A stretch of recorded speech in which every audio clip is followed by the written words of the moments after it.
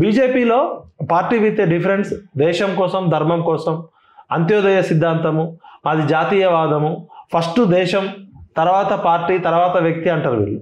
వీళ్ళ సిద్ధాంతాలేమో అద్భుతంగా ఉంటాయి. కానీ వీళ్ళు చూస్తుంటే మొన్నటి రాజాసింగ్ ఎపిసోడ్ చూసినాం. కాంగ్రెస్ కంటే ఎక్కువ కూడా ఉన్నాయి.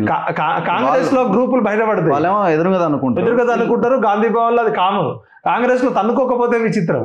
కానీ బీజేపీ లాంటి పార్టీ, క్రమశిక్షణ గల పార్టీ, ఆర్ఎస్ఎస్ లాంటి పార్టీ ఉంది. ఇక్కడ క్రమశిక్షణ మారుపేరు, ఏదైనా ఉంటే లోపల మాట్లాడుకోవాలంటారు. అట్లాంటిది ఇప్పుడు రాజాసింగ్ ఎపిసోడ్, కిషన్ రెడ్డి ఎపిసోడ్ మనం చూసినాం. మాధవీలత వర్సెస్ రాజాసింగ్ చూస్తున్నాం.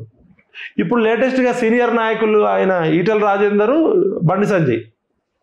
ఇక్కడ మూలం ఏంటంటే బండి సంజయ్ పదవి ఇవ్వడానికి, అంటే బండి స్పీడ్గా పోతున్నప్పుడు, మంచి 100 కిలోమీటర్ స్పీడ్గా బండి పోతున్నప్పుడు బండి సంజయ్ కాలంలో కట్టబెట్టింది ఎవరు, బండి సంజయ్ని బండకేసి బాధింది ఎవరు అని అనుకుంటున్నప్పుడు ఈటెల రాజేందర్ ఢిల్లీలో కూర్చొని లాబింగ్ చేసి అప్పుడు ఈటెల రాజేందర్ది నడిచింది.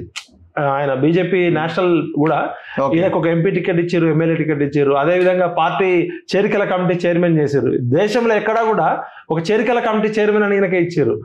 ఆ టైం నుంచి మెల్లమెల్లగా ఏమైందంటే ఇప్పుడు ఈటెల రాజేందర్ గారు అవునన్నా కాదన్నా టీఆర్ఎస్లో నెంబర్ 2 పొజిషన్లో ఉండే.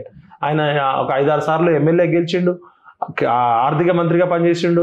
నెంబర్ 2గా ఉన్న వ్యక్తి ఇలా తెలంగాణ సమాజం మొత్తం కూడా ఒక బీసీ నాయకుడుగా, కాబోయే ముఖ్యమంత్రిగా చూస్తున్న సమయంలో ఈటెల రాజేందర్ గారు మరి ఎందుకు ఆవేశపడుతున్నాడు, ఎందుకు ఆవేదన పడుతున్నాడు అని చూస్తే, బండి సంజయ్ నన్ను ఎక్కడ కూడా నిలగనీయట్లే.